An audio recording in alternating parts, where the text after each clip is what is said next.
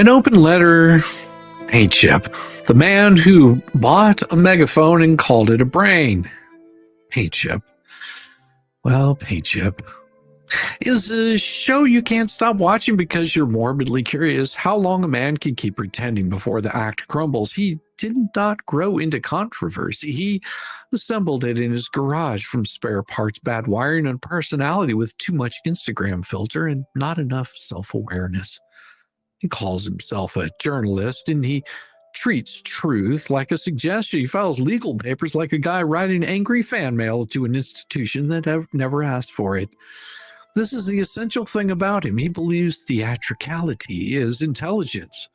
Loud equals deep, bad punctuation equals revelation, and a desperation cadence equals moral seriousness. So he fills pages with rage and thinks he's building an argument. Well, he isn't building anything. He's stacking empty boxes and putting evidence stickers on the sides so the camera will like him. He advertises persecution with all the subtlety of a carnival barker. Every time the world ignores him, well, he takes it personally. Every time a clerk with patience defects trims his tantrum.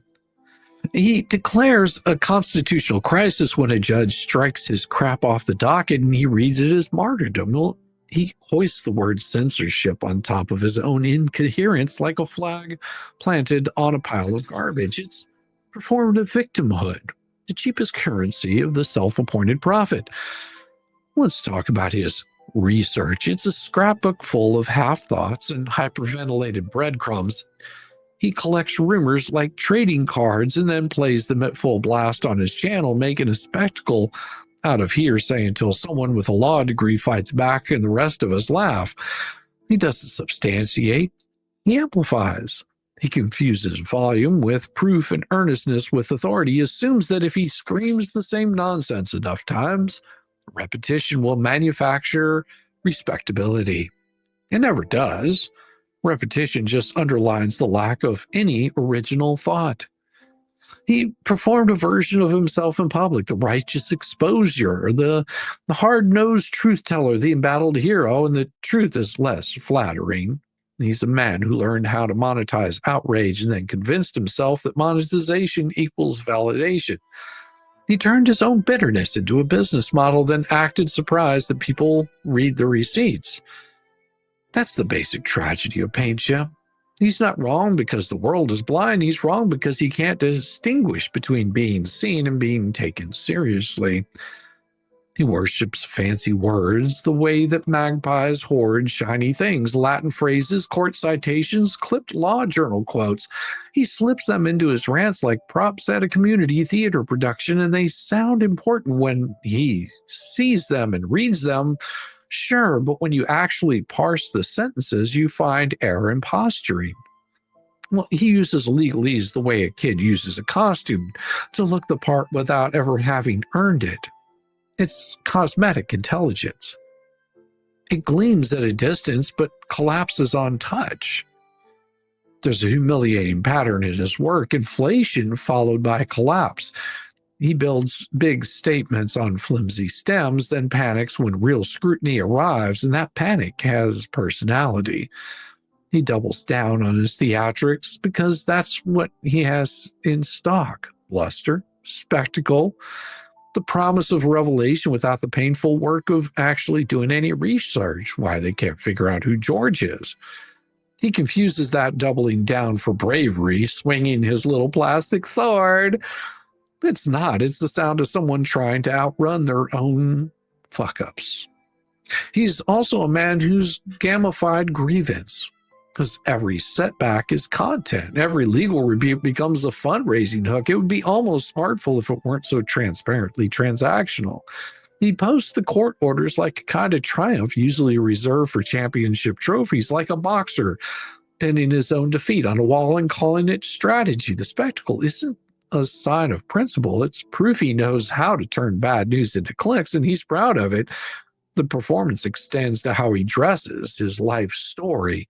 He's got a backstory he wears like a patch on a jacket, some trinket that gives him gravitas in certain circles.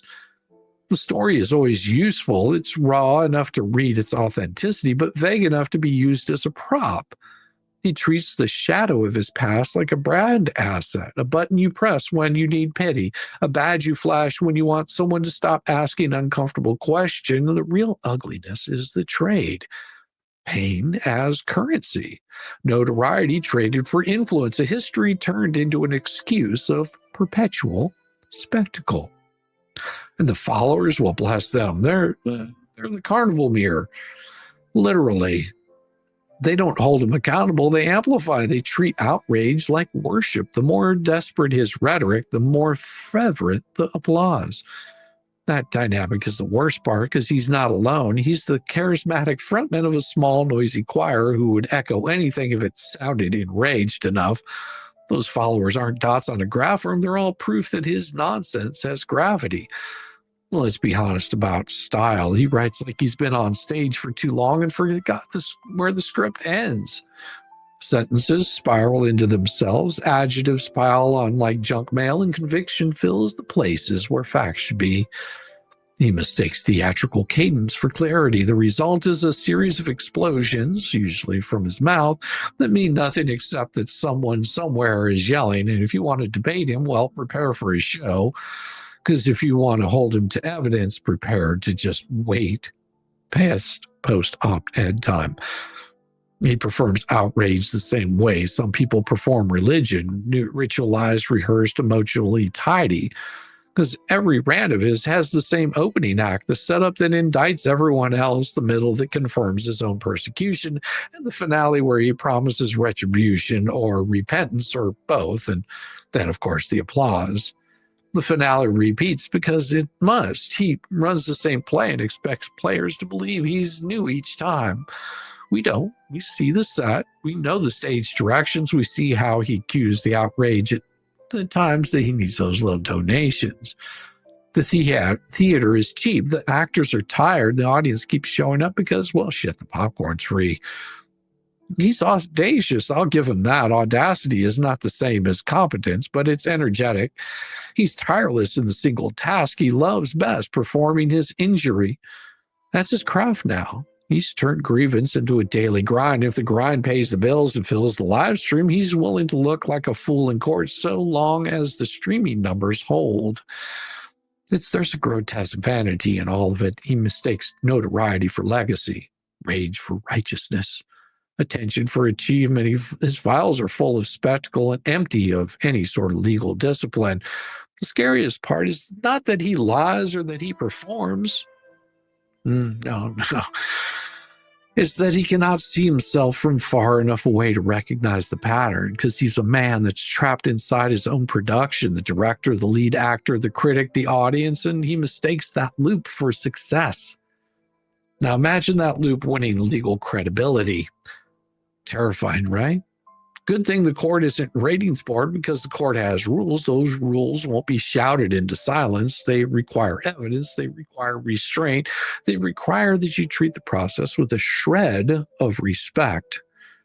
He treats it like a late night monologue. That's not strategy. It's a tantrum.